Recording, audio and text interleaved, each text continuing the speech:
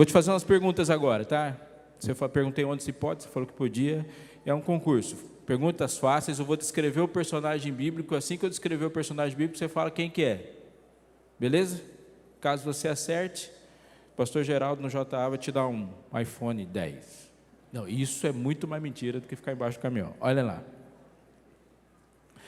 Essa pessoa é descrita na Bíblia com muitas páginas. E nas páginas que a descrevem, não há menção nenhuma de pecado. Calma.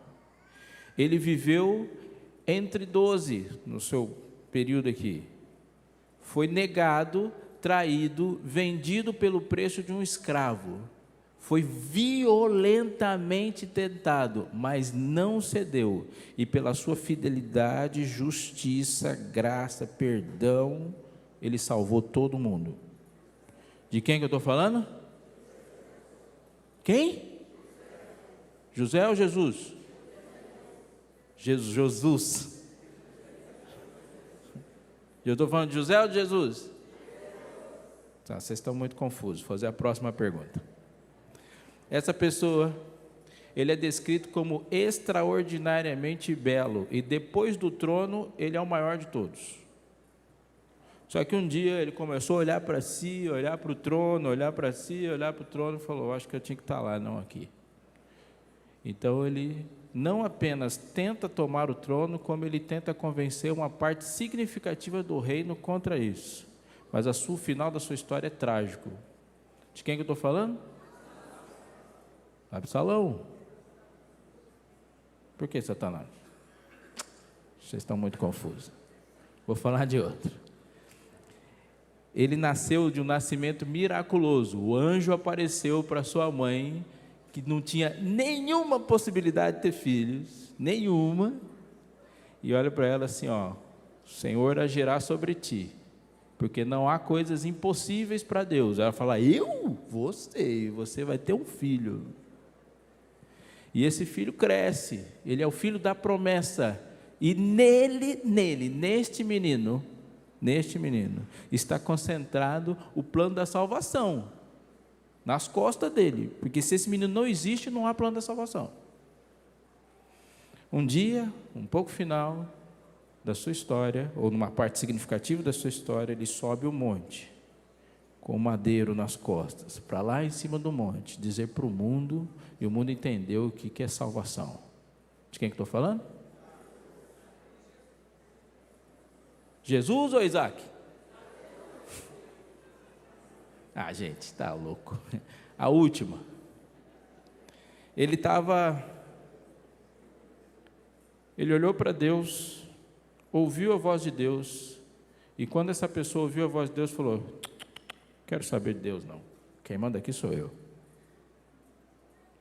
Ele é responsável por oprimir, espizinhar, tornar a vida do povo de Deus um inferno.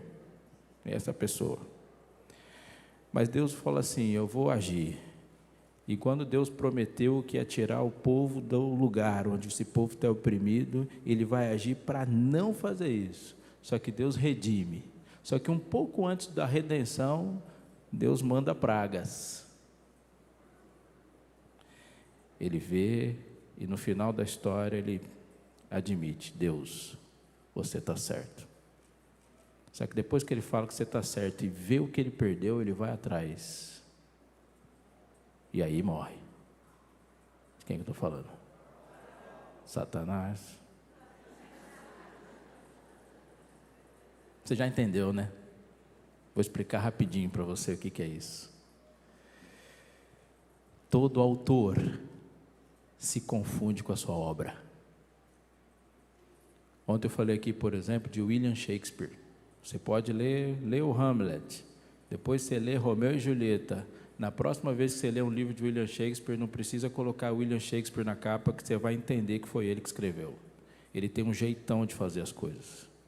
Você pega um quadro, uma obra de Da Vinci, você pegou a primeira, a segunda, na terceira você já sabe que foi Da Vinci.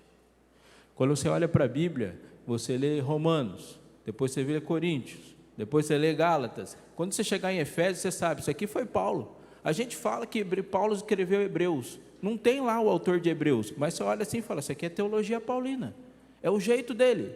Você lê o Evangelho de João, lê o 1º, 2º, 3º João, quando você lê Apocalipse, está lá o verbo, só João faz isso, isso aqui foi João. Todo autor deixa marcas de si nas suas próprias obras, você faz isso. Não sei que profissional você é, mas as pessoas conhecem o seu nível profissional e conhecem o seu jeito de fazer as coisas pelas marcas que você deixa nas coisas que você produz. Fazemos assim com os nossos filhos. Nossos filhos às vezes falam frases que a gente detesta, porque são frases que nós não gostaríamos de ter falado, eles estão falando. Não é assim com você, sim ou não? Por favor, não se esqueça do que eu vou te dizer agora. Todos os dias você decide quem escreverá a sua história. E no momento em que você decide, conscientemente ou não, quem escreverá a sua história, o autor da sua história deixa marcas em você, porque todo autor coloca a sua vida na sua própria obra. No dia que José falou, Senhor, eu sou teu, Jesus escreveu em José a sua própria história, e a história de José é a história de Jesus. Como a história de Isaac é a história de Jesus, como Sansão teve, no momento da promessa do seu nascimento, a oportunidade de permitir que na história de Sansão fosse a história de Jesus, porque a história de Sansão começa como começou a história de José, como começou a história de Isaac, e como deveria começar a minha e a sua. E quando Sansão falou, não vai ser assim, Satanás pegou a caneta e continuou escrevendo. Faraó também, porque Faraó, ele é um tipo de Satanás, ele vive do mesmo jeito e morre do mesmo jeito. Teve um homem que era rei de Tiro, e a vida dele é tão parecida com a vida de Satanás, que Deus usa a vida dele para nos explicar o que é Satanás. Como caíste do céu, ó estrela da manhã. Isso aí foi escrito por uma pessoa real, que estava lá. Meu irmão, minha irmã, isso é tão fundamentalmente importante, que isso responde uma das perguntas mais importantes da vida de um ser humano. Ontem eu falei uma para você, qual que é a pergunta mais importante da sua vida? Você já falou para alguém que ama hoje? Sim ou não? Fala isso, se você tiver oportunidade. Hoje eu vou falar para você de uma pergunta importante, extremamente importante na vida de um ser humano. E a pergunta é simples, quem é você? Quem é você? É a pergunta mais importante que podemos responder diante do mundo para terminar a obra. Quem é você? Quem somos nós? Isso é uma pergunta radicalmente importante. E se eu abrir a minha Bíblia, eu convido você a abrir a sua Bíblia, a resposta a ela começa com algo tremendo, real, e você deve decorar esse texto, grifar esse texto, tuitar esse texto, bordar em um pano de prato. Será que alguém faz isso? Gênesis capítulo 1, verso 26. Gênesis 1, 26. É o texto mais fácil de achar de hoje. Se você achou, diga achei. E diz assim, também disse Deus, façamos o homem como? A nossa imagem conforme a nossa semelhança. Isso significa algumas coisas fundamentais para você. Primeiro, é possível identificar uma imagem de Deus? Sim, ele diz, façamos o homem à nossa imagem. Significa que Jesus tem nariz, olhos e boca? Que ele sorri? Isso é muito mais do que isso. Muito mais, quando ele disse, façamos o homem a nossa imagem e semelhança, ele estabelecendo uma semelhança, ele está estabelecendo a imagem, ele está estabelecendo profundo e radicalmente um propósito. E aí, garoto? Vai se acostumando com esse lugar aí, nasceu o evangelista aí, Façamos o homem a nossa imagem conforme a nossa semelhança e propósito. Então, olha para mim, atente o que eu vou te dizer. Você é um ser criado. Se você crê, diga amém. Se você é um ser criado, você não se define. Entende? Não dá para você se definir, porque o que define a obra, quem é?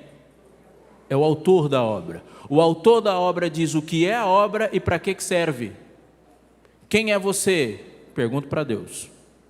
porque Ele disse quem eu sou. Façamos o homem à nossa imagem. E muitas vezes perguntamos, o que significa isso, ser a imagem? O texto explica. O texto diz que ser a imagem de Deus continua. Façamos também o homem à nossa imagem, conforme a nossa semelhança, tenha ele, o que está escrito aí? Domínio. Essa é a descrição e a explicação no próprio texto quando ele diz o que é ser imagem. Tenha ele domínio sobre os peixes do mar, sobre as aves do céu, sobre os animais domésticos, sobre toda a terra e sobre todos os animais que rastejam sobre a terra. Pergunto, você tem domínio sobre tudo isso? Não. Não temos. Se você me ver pescando, você vai perceber que eu não tenho nenhum domínio sobre os peixes do mar. Mas Jesus tinha. Jesus falava, Pedro, joga a rede do outro lado. Pedro joga a rede do outro lado, o que acontece? Aquele monte de peixe. Domínio. Pedro, vai pescar, que você está atrapalhando minha conversa. Aí Pedro foi pescar. Quando ele voltou da pescaria, Jesus sabia o peixe que tinha engolido a moeda que estava no rio que Pedro ia pescar. Isso é precisão. O que é isso? Domínio. Temos fastio desse pão vil. Viraram a mesa. Eu quero cordonizes. Estão indo aí, ó. Temos fastio desse pão vil. Lá vem um monte de cobra. Domínio sobre as aves do céu, sobre todo animal que rasteja. Deus em Jesus Cristo tem domínio completo sobre o mar, não apenas sobre o peixe do mar. Mestre, não te importa que pereçamos? Aquieta-te. E o mar? Atente o que eu vou te dizer.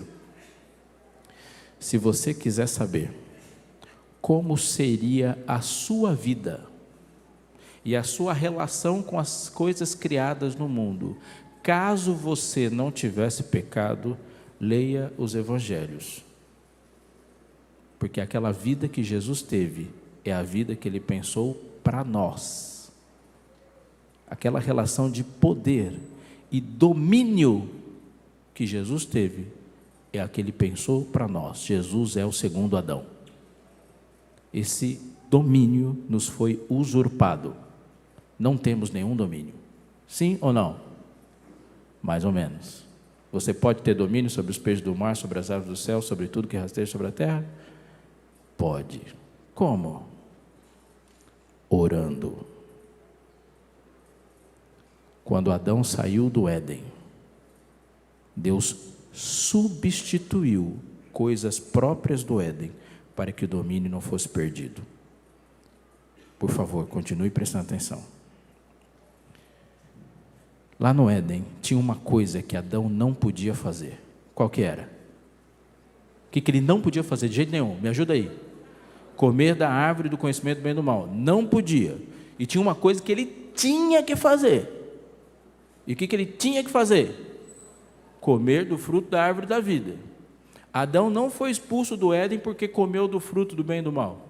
Ele foi expulso do Éden para não comer do fruto da árvore da vida. Vocês estão me entendendo?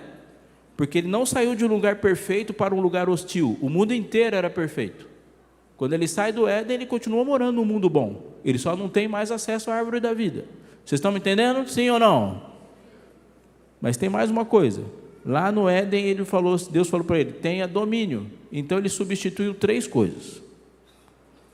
Qual é o substituto imediato que Deus colocou na vida de Adão assim que ele sai do Éden para a árvore da vida? Aliás, a árvore do conhecimento do bem e do mal. Me ajuda, é um raciocínio simples. Deus chegou para Adão e falou, Adão, tudo isso é seu, menos isso. De quem era a árvore do conhecimento do bem e do mal? De Deus, não é de Satanás e nem de Adão. É de Deus. Tudo seu, menos isso. É para você lembrar que eu te coloquei numa posição elevadíssima, mas você não é Deus. Você é a imagem de Deus, Adão, mas não é Deus. E você tem que ter uma lembrança constante para você não achar que é seu. Você é mordomo. Você cuida. Você é imagem.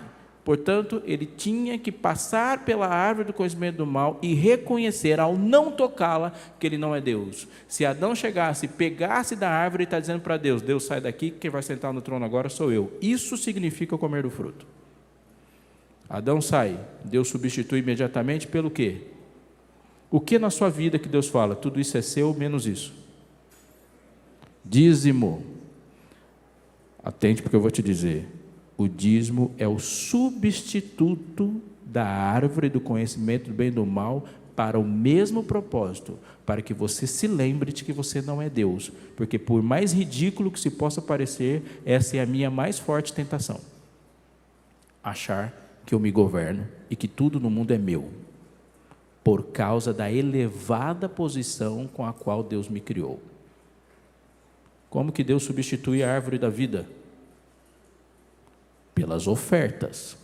Oferta é o substituto didático da árvore da vida. Sério, pastor?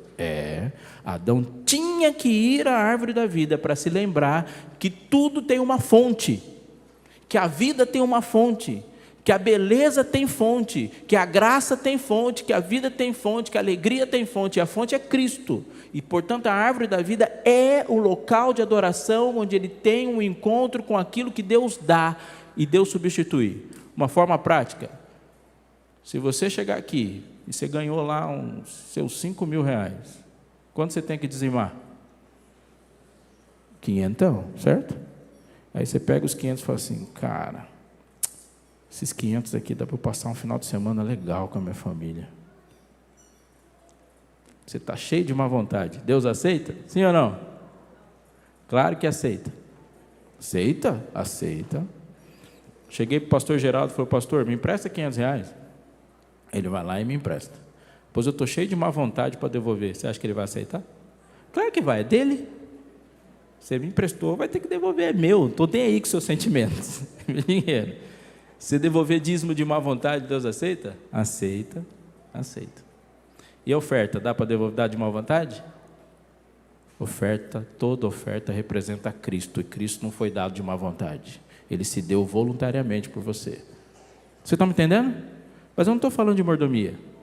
O que eu estou dizendo para você é que se Deus substituiu a árvore do conhecimento do bem e do mal e a árvore da vida logo após o Éden, isso significa que o que ele pensava sobre nós antes do pecado continua sendo a mesma coisa. Ele disse: façamos o homem conforme a nossa imagem, a nossa semelhança, tenha ele domínio. Saiu do Éden, ele continuou pensando a mesma coisa. Mesma coisa, Deus fez você para ser a imagem e semelhança dele e ter o domínio. E como que ele substitui o domínio? Adão, agora você vai ter que orar. Orar. Você ora exercendo domínio sobre as coisas. Tem uma pessoa doente no outro lado do mundo, você ora aqui e a pessoa sara lá. Você está aqui e diz, e como Elias, vai ficar 3 anos e meio sem chover. Sério, Senhor, o que eu faço? Sobe lá e ore para que não chova. Elias ora e o céu fecha. Elias, deu 3 anos e meio, está na hora de chover. O que você faz? Deus falou para Elias orar. Elias, ore. Elias vai lá, sobe um monte e ora. O que acontece? Chuá!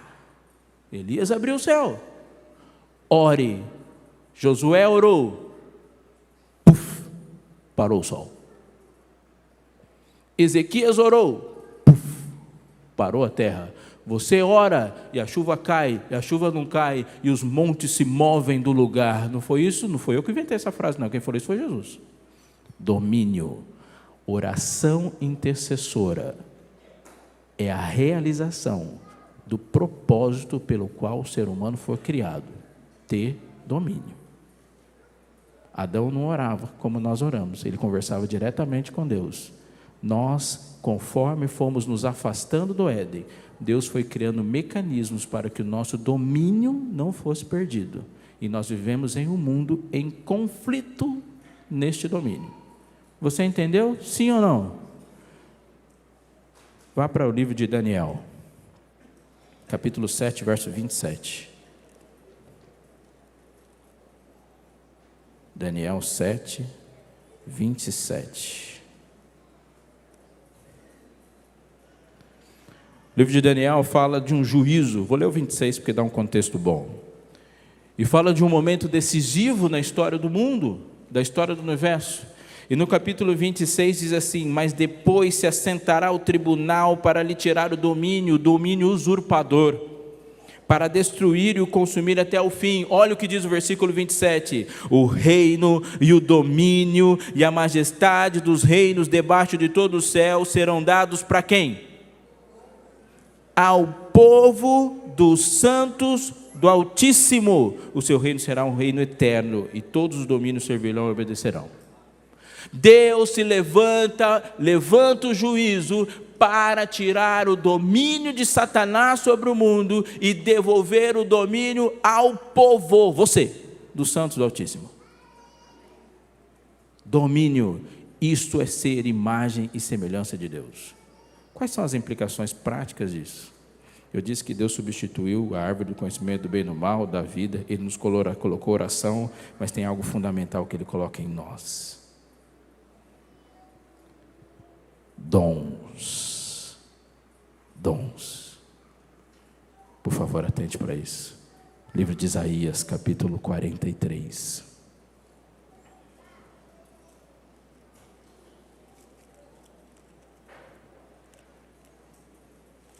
Está comigo? Sim ou não?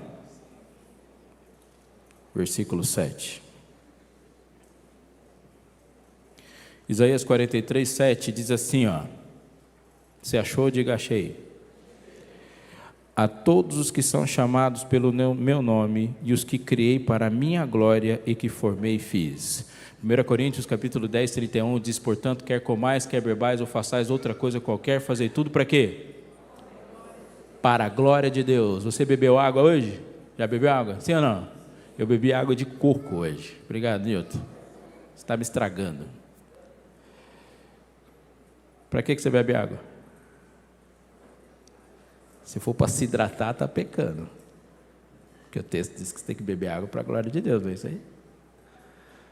Doutora, cadê a doutora Josi? Se ficar falando lá, tem que beber água para hidratar, está errado, hein? A água é para a glória de Deus. Beba água para a glória de Deus. E é bíblico.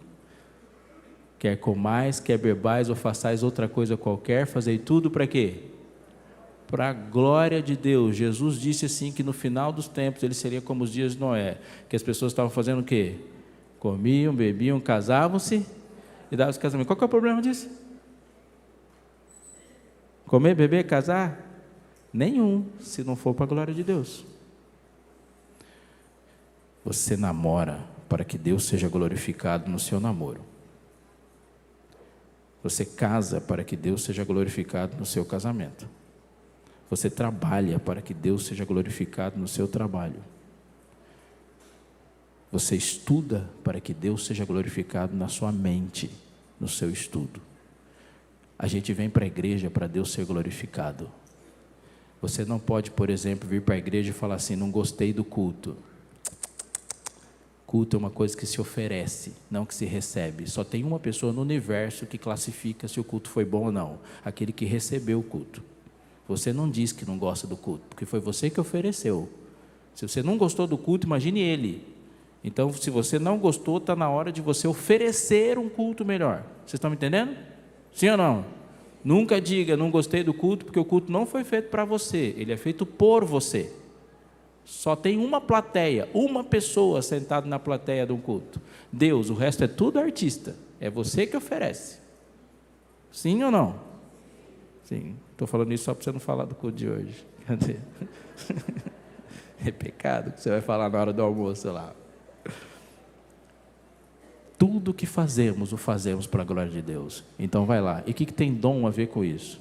Dons são reproduções de Deus em nós. Quando Deus decide se reproduzir em nós, isso é dom. Um exemplo. Tem uma cantora que eu gostava muito, chamava Amy Winehouse. Na primeira vez que eu fiz 40 madrugadas, eu orei por ela. Era esquisito, que eu chegava na igreja, a pessoa falava assim, alguém aqui está orando pelos 5 amigos? Eu falava dos meus 5 amigos e a Amy. Ninguém sabia quem Amy que era a Amy Winehouse. Eu orei por ela. Quando eu descobri que ela estava usando crack, eu orava muito. Orei muito para que ela não usasse crack, ela tinha asma. Gostava dela. Ela cantava muito, muito. Ela tinha o dom de cantar? Não. Por que não? Ela cantava bem, não tinha dom. Dom é quando algo que somente Deus é capaz de fazer acontece nas suas habilidades. Cantar bem e ter dom de cantar não é a mesma coisa. Alguém ouviu a Amy cantar e falava, uau! uau, cantar muito. Nunca vi alguém falando assim, ouvi a Amy Winehouse cantando, e encontrei Jesus. Isso nunca aconteceu. Eu posso cantar maravilhosamente bem, e você sair daqui do jeito que veio. E tem gente que pode cantar muito menos do que muita gente talentosa, e você tem um encontro com Jesus. Isso é dom, só Deus é capaz de fazer isso, não são habilidades. Já ouviu o Barack Obama falando? Ele com o microfone na mão, é impressionante, impressionante, um dom de oratória absurdo, como muitos outros, como Hitler tinha, um dom de oratória extraordinário, conseguiu convencer uma nação inteira de alguns absurdos. Tem algumas pessoas aqui no Brasil que também conseguem fazer isso, tem uns dons e consegue convencer a gente a fazer uns negócios absurdos. Mas ninguém fala assim, ouvi o Barack Obama pregando e Jesus falou comigo. Nunca ouvi ninguém falando isso. Mas eu já vi gente pregando, falando nós vai, nós fumo, e alguém encontrou com Jesus. Isso é dom. Dom. Isso não estou falando para você, então nunca mais vou estudar. Não. Tudo que tem na sua mão, na mão de Deus é útil. Mas dons é quando Deus se reproduz. Ele se reproduz em nós. É Ele colocando em você a sua imagem. A pessoa olha para você e fala, você não é capaz de fazer isso, é Deus que faz. Portanto, glorificar a Deus é quando alguém te ofende e você fala, eu vou perdoar você. E o planeta olha para você e fala assim, você vai perdoar? Isso é imperdoável.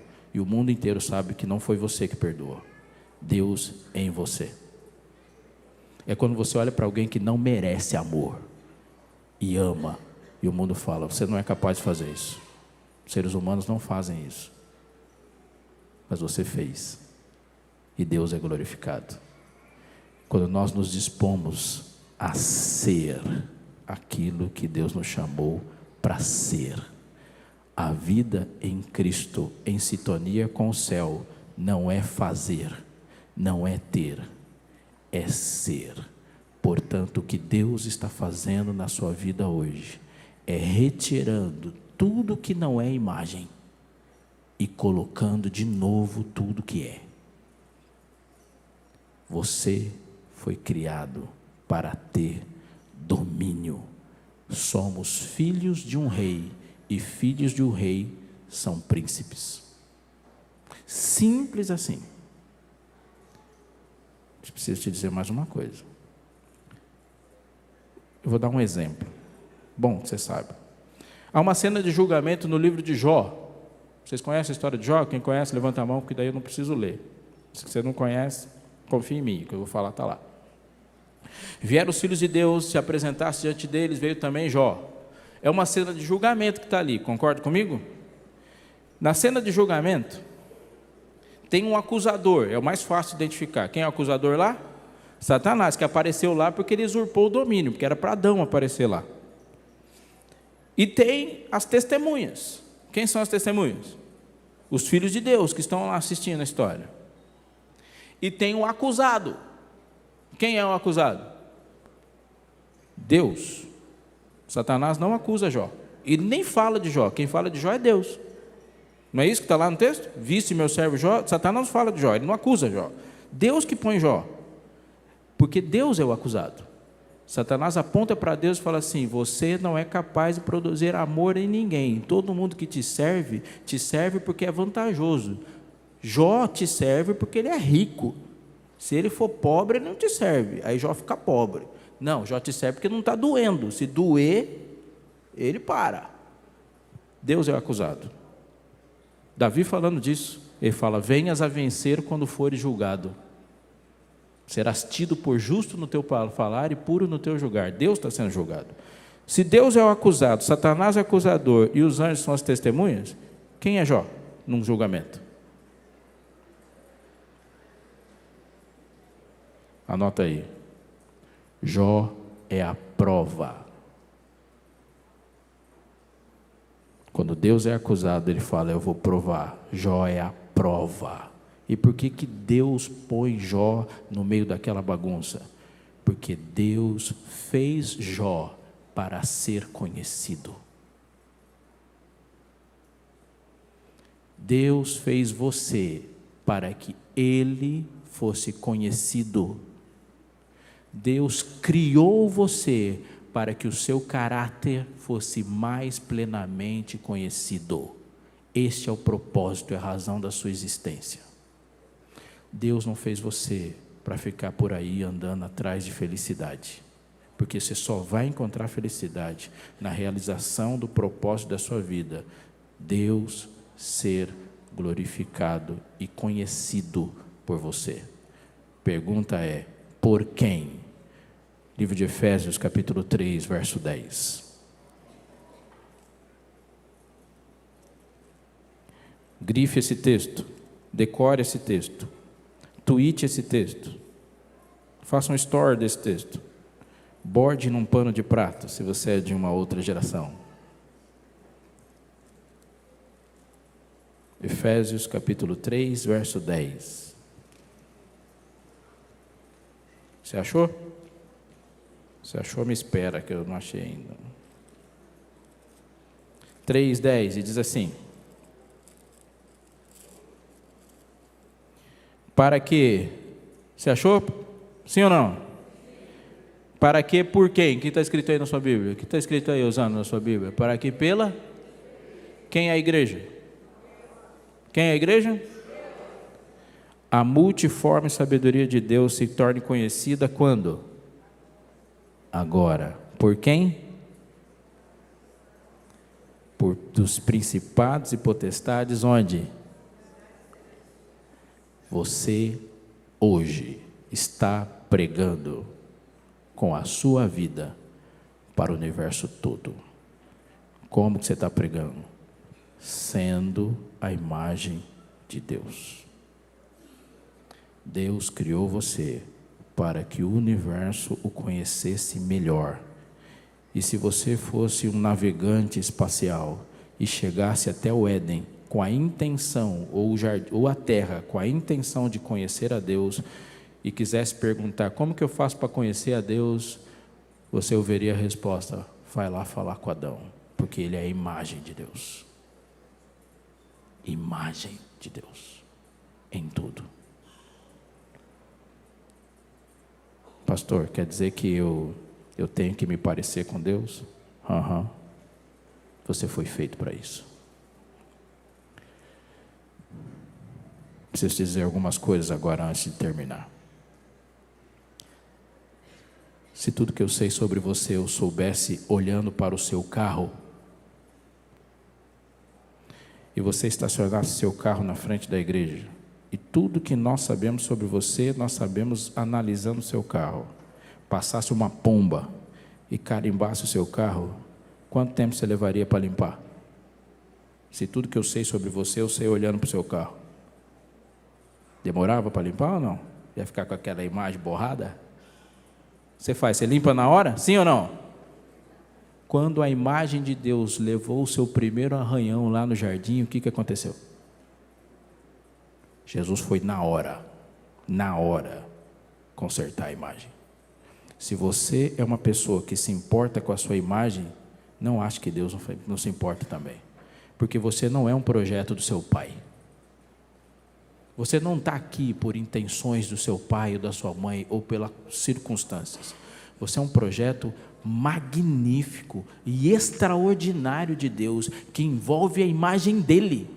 Portanto, se você quer saber o tamanho do amor de Deus por você, você tem que saber qual é o tamanho do amor dele por ele.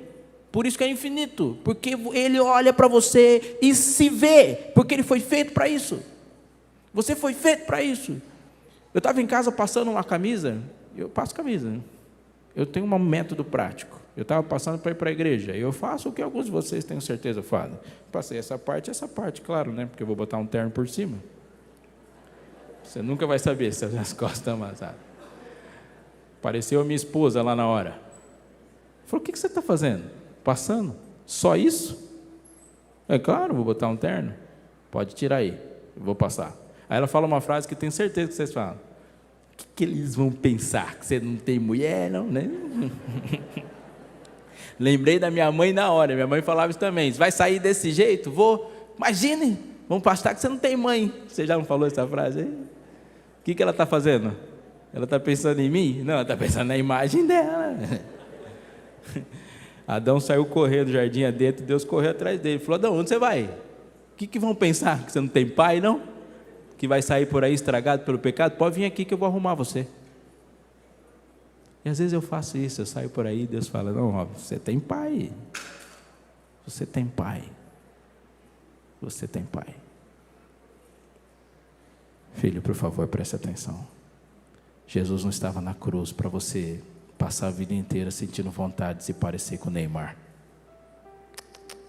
Jesus não subiu na cruz por causa disso. Jesus estava na cruz para que você olhasse para aquela imagem, soubesse que aquela imagem é sua.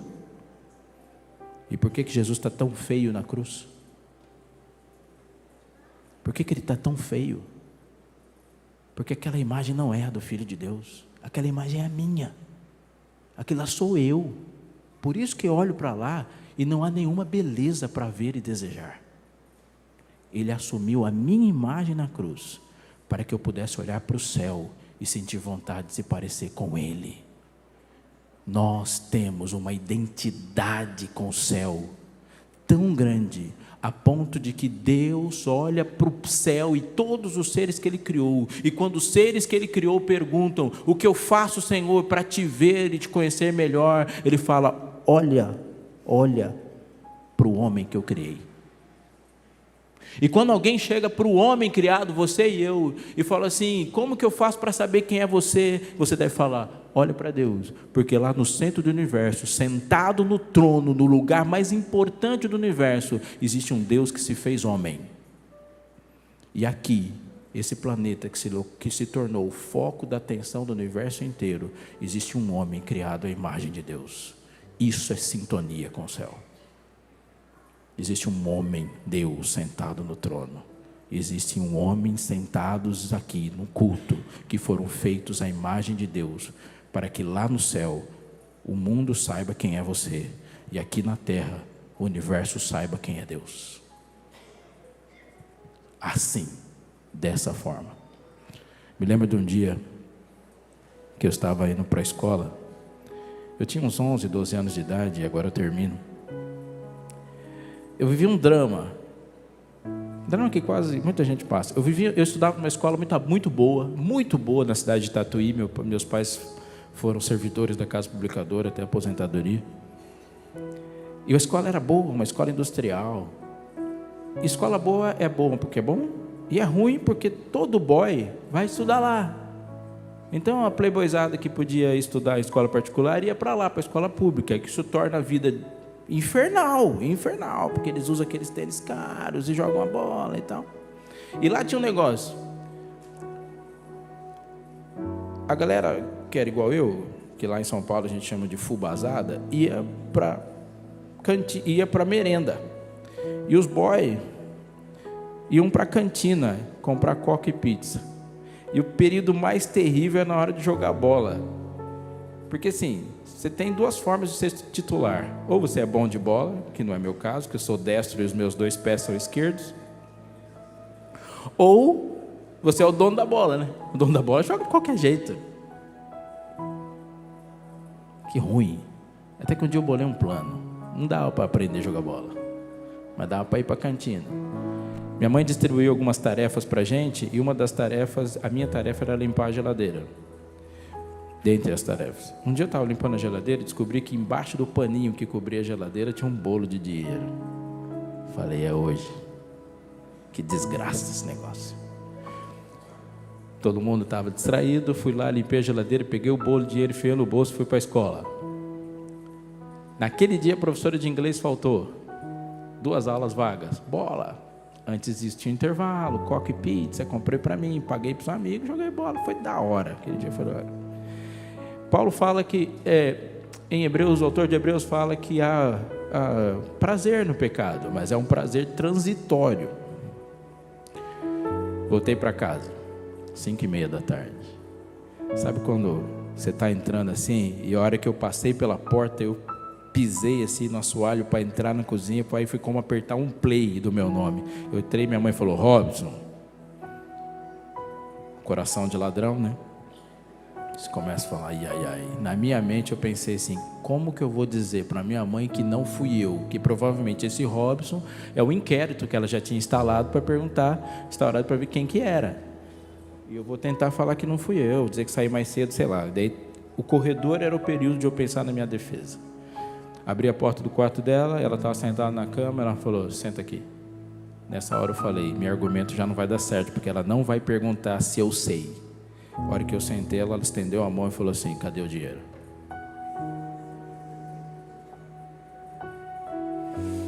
Não deu tempo. Fiz a mão no bolso, tirei um troco, sobrou bastante dinheiro, porque era bastante dinheiro. Um monte de dinheiro amassado, coloquei na mão dela, ela contou lentamente, eu pensei, o que eu posso fazer para dizer alguma forma de eu não apanhar? Sabe essa discussão que rola aí, da lei da palmada? Essa discussão nunca chegou em casa. Isso aqui...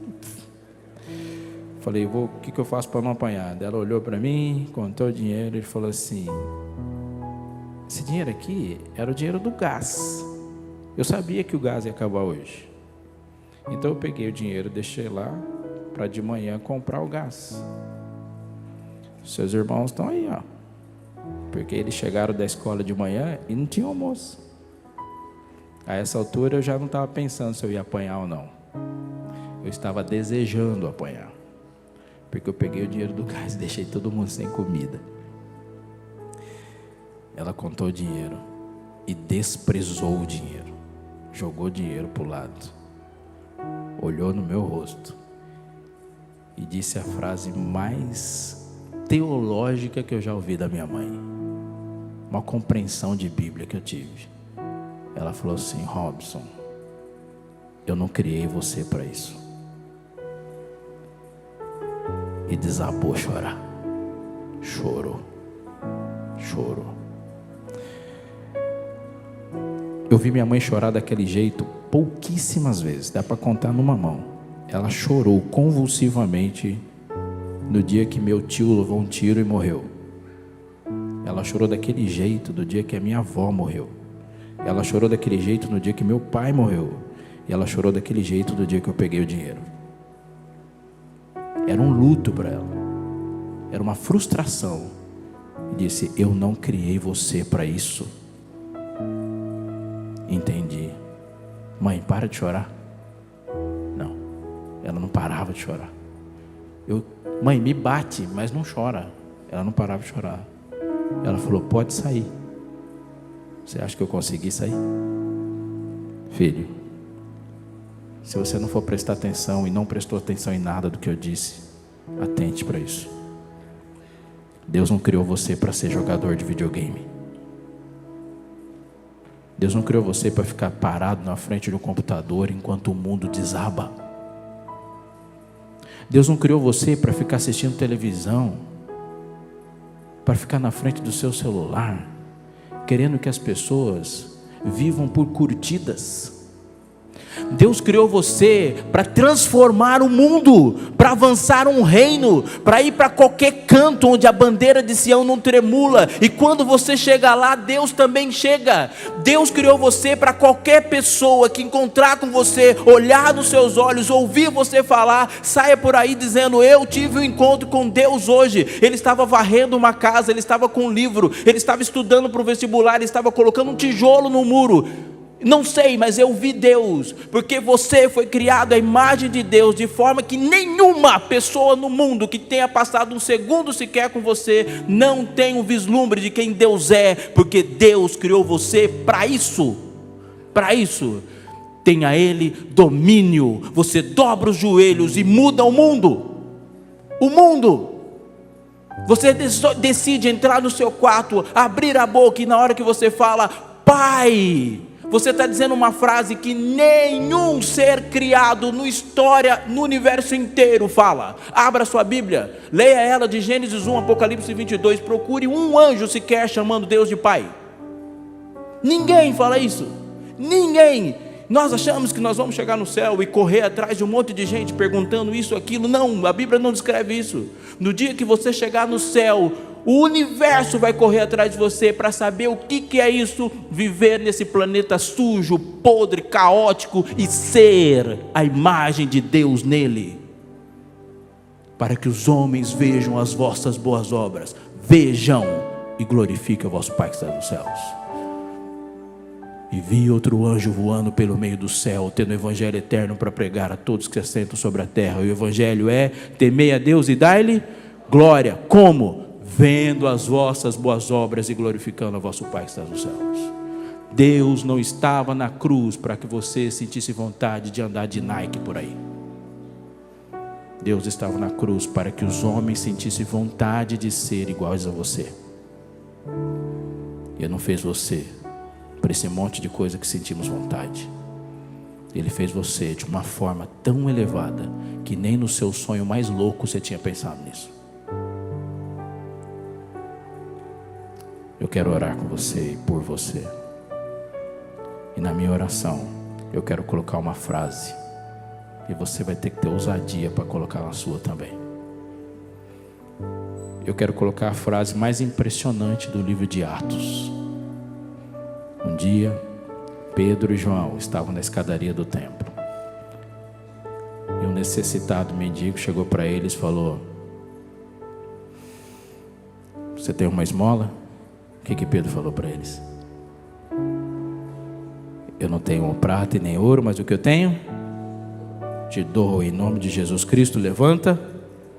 Mas sabe o que Pedro falou antes? Pedro olhou para ele no capítulo 3 e disse, Pedro, fitando juntamente com João, disse: olha para nós. Olha para nós. Aquele rapaz ajoelhado, sentado, mendigando, levantou os olhos e olhou para Pedro. O que ele viu? Ele viu Jesus. Eu não tenho prata nem ouro, mas eu tenho a imagem de Deus para você. Olha para nós.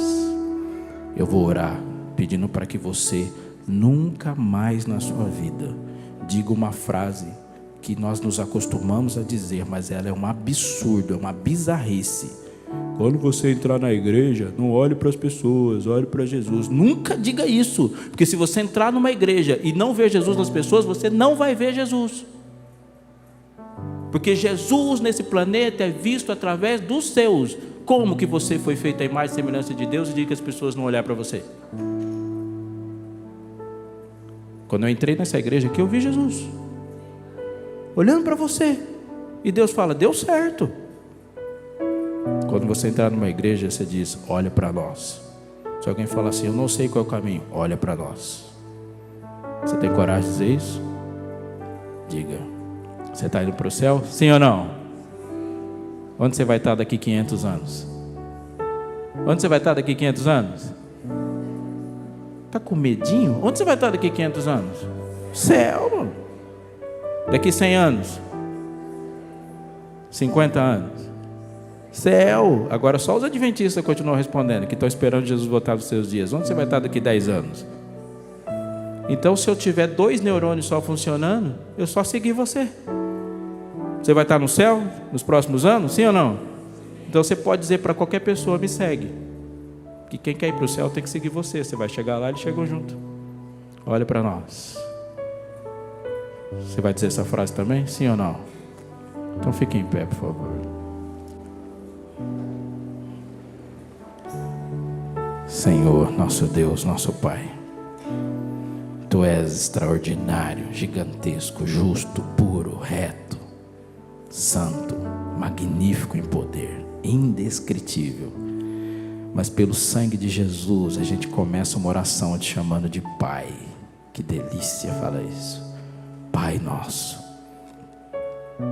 Louvado seja o Teu nome, Senhor, pelos Teus santos e elevados propósitos. O Senhor nos deu um nome, uma identidade elevadíssima, ser a Tua imagem. E aqui estamos, Senhor, para dizer para Ti, para que em nome de Jesus faça uma coisa em nós. Entre, Senhor, coração adentro, vai pisando fundo e vai tirando dele, Senhor, tudo aquilo que ainda insiste em ocupar espaço e não foi o Senhor que colocou. Vai jogando para fora, Pai, de modo que quando o Senhor terminar, só tenha a Tua imagem aqui. Nós queremos, Senhor, nos entristecer pelas mesmas razões que o Senhor se entristece, e nos alegrar pelas mesmas coisas que o Senhor se alegra. Queremos chorar pelas mesmas coisas que o Senhor chora, e dizer as palavras que o Senhor fala.